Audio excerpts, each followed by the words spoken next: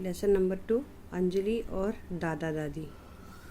मैं छुट्टियों में अपनी नानी के घर जाऊंगा, जहां हमारा बहुत बड़ा संयुक्त परिवार है। आपका परिवार संयुक्त परिवार है या एकल परिवार? संयुक्त मतलब जॉइंट फैमिली और न्यूक्लियर फैमिली। आपके परिवार में कौन कौन है बताइए।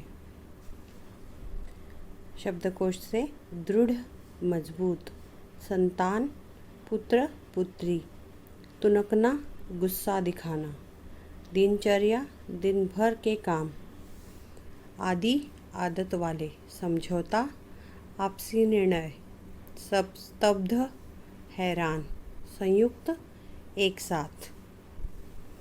दिए गए शब्दों के लिए शब्दावली पत्रक भरिए।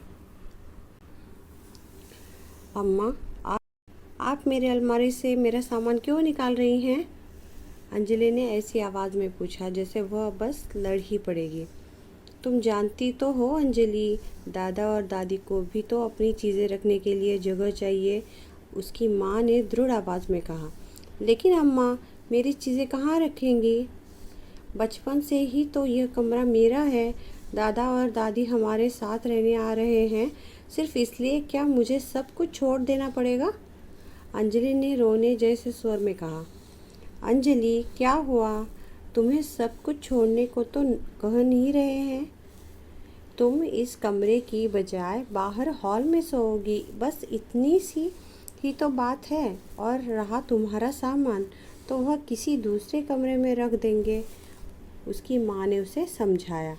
वह अपनी बेटी के इस तरह जिद करने से तंग आ गई थी। जब से अंजलि को बताया गया था कि उसके दादा दादी आ रहे हैं और अब यही रहेंगे, तब से उसका व्यवहार ऐसा ही हो गया है। दादा करीब 70 साल के हो गए थे। अकेले रहना संभव नहीं हो पा रहा था। अंजलि के 2 चाचा विदेश में रहते हैं और रीता बुआ दिल्ली में। अंजलि के पिता के जोर देने पर वे पुणे आ गए। यह बात नहीं थी कि अंजलि को दादा दादी अच्छे नहीं लगते थे। छुट्टियों में दादा दादी से मिलना उसे हमेशा अच्छा लगता था, लेकिन इसका यह तो मतलब नहीं कि वह खुशी खुशी अपना कमरा भी उनको दे दे। अंजलि अपने माता पिता की अकेली संतान है। उसने अपनी चीज़ें किसी से बांटना कभी नहीं सीखा। तो हुआ यह कि दादा दादी जब आ गए तो उसने ज़रा सी बात पर तुनकना और कुड़कुड़ाना शुरू कर दिया। उसने बहुत हो हल्ला मचाया कि उन्हीं के कारण उसे अपना कमरा छोड़ना पड़ा। कभी कभी वह उन्हें कटु जवाब दे देती, उनसे ज़्यादा बात नहीं करती और टीवी पर अपना मनपसंद कार्यक्रम देखती रहती। सबके साथ रहने का दादा दादी का यह अनुभव बिल्कुल नया था।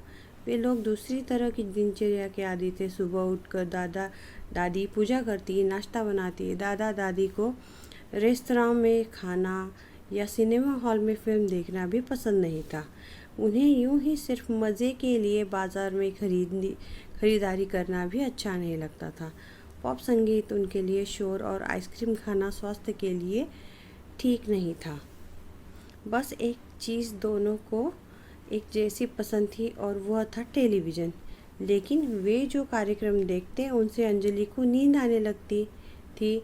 उसे अचानक लगने लगा जैसे उसे कैद कर दिया गया हो। और फिर अच्छा खासा घर अचानक ही बहुत छोटा लगने लगा था। जैसे जैसे दिन बीतते गए, सब कुछ शांत होता चला गया। धीरे धीरे दादी ने भी उसकी पोशाकों की आलोचना करना बंद कर दिया। एक दिन दादी शहर घूमने गई तो उसके लिए एक टी शर्ट भी खरीद लाई। धीरे धीरे हर कोई सिर्फ वही कार्यक्रम देखने लगा जो अंजलि को सबसे ज़्यादा पसंद थे। दादाजी प्रोजेक्टों में उसकी मदद कर देते और गणित में तो वे बड़े ही मददगार साबित हुए। उन्होंने अंजलि को अखबार पढ़ने की आदत भी डाल दी। रोज़ सुबह वे उसे बस स्टॉप तक छोड़ने जाते तो दुनिया भर में घटने वाली घटनाओं पर बातें करते। पहले सुबह के नाश्ते में सिर्फ कॉर्नफ्लेक्स होते थे और अंजलि को टिफ़िन में आमतौर पर सैंडविच ही ले जाना पड़ता था। शाम को जब उसकी माँ ऑफिस से लौटती तो वह इतनी थकी होती कि रात के खाने में ज़्यादा कुछ नहीं बना पाती। अब रसोई की जिम्मेदारी दादी ने संभाल ली थी। उन्होंने कहा कि खाली बैठे बैठे वे ऊब जाती हैं। अब सबको एक से बढ़कर एक स्वादिष्ट पराठे, सब्जियां, मिठाइयाँ, पकौड़े, सलाद और अचार खाने को मिलने लगे। इस बात से भी माँ पूरी तरह निश्चिंत थी कि अंजलि अब बहुत ही जिम्मेदार हाथों में है, जो उसकी अच्छी देखभाल कर सकते हैं। तभी एक दिन दादा दादी ने कहा, हम कुछ दिनों के लिए रीता के पास जाकर रहना चाहते हैं। इससे पहले कि कोई कुछ कहता, अंजलि बोल उठी, ओह, तो क्या मैं अपने कमरे में वापस जा सकती हूँ? दादाजी, आप लोग कब जा रहे हैं? सब लोग स्तब्ध रह गए। कमरा तो दूर रहा, बाद में उसके माता पिता ने उसे इतना डांटा कि बस पूछो मत। इतनी डांट तो उसने अपनी ज़िंदगी में कभी खाई ही नहीं थी। जो भी हो, वह जो चाहती थी उसे मिल गया और 2 दिनों में ही फिर सब कुछ पहले जैसा हो गया। लेकिन घर अब उसे सूना लगने लगा था। स्कूल से घर लौटने पर ले देकर फिर वही अकेला टीवी ही उसका साथी था। उसकी माँ भाग दौड़ करते करते फिर से थकने लगी थी। अब उनके पास समय ही नहीं बचता था। इससे भी अधिक यह कि एक संयुक्त परिवार की हलचल और आवाज़ों की जगह खामोशी छा गई थी।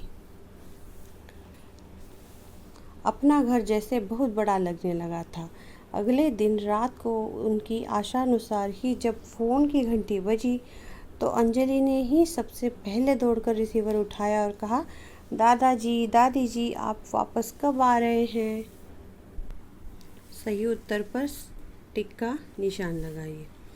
अंजलि को क्या बुरा लग रहा था, दादा दादी का आना, माँ का व्यस्त हो जाना या कमरा खाली करना। अंजलि क्या गलत काम करती थी? खिलती नहीं थी, पास नहीं आती थी या कटु बोलती थी। दादी अंजलि के लिए बाजार से क्या लाई? एक टी शर्ट, एक घड़ी या एक गुड़िया? एक टी शर्ट। 1 या 2 शब्दों में उत्तर लिखिए। दादी और अंजलि को क्या पसंद था? टेलीविज़न। दादी जी ने अंजलि को कौन सी आदत डाली? दादाजी ने अंजलि को अखबार पढ़ने की आदत डाली। हलचल भरे घर में क्या छा गई? खामोशी छा गई। नीचे लिखे प्रश्नों के उत्तर लिखिए। ये सारे आपको नोटबुक में लिखने हैं। अंजलि के पिता ने अपने माता पिता को पुणे क्यों बुलाया था? क्योंकि अंजलि के दादा दादी की उम्र हो गई थी।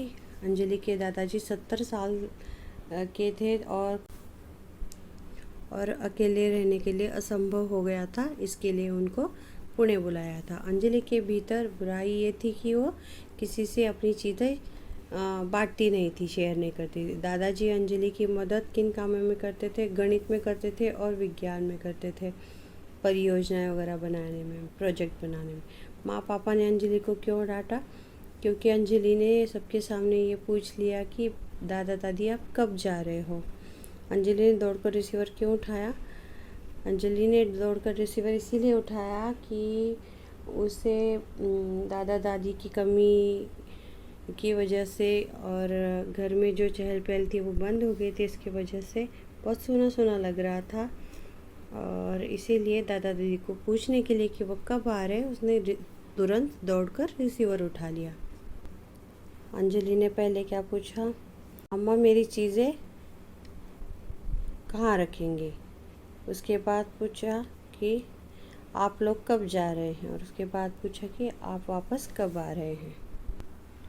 इसी के साथ ही अंजलि और दादा दादी ये चैप्टर ख़त्म होता है और इस वीडियो में ज़्यादा कुछ समझाने के लिए है नहीं, क्योंकि बहुत ही आसान तरीके से बताई गई कहानी है और आप इसके वीडियो को बार बार सुनेंगे तो आपको भी समझ आ जाएगा।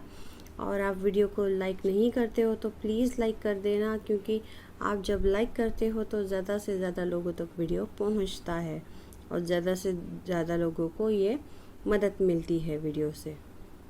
तो प्रेरणास प्लैनेट को सब्सक्राइब ज़रूर करना। मिलती हूँ, बाय बाय।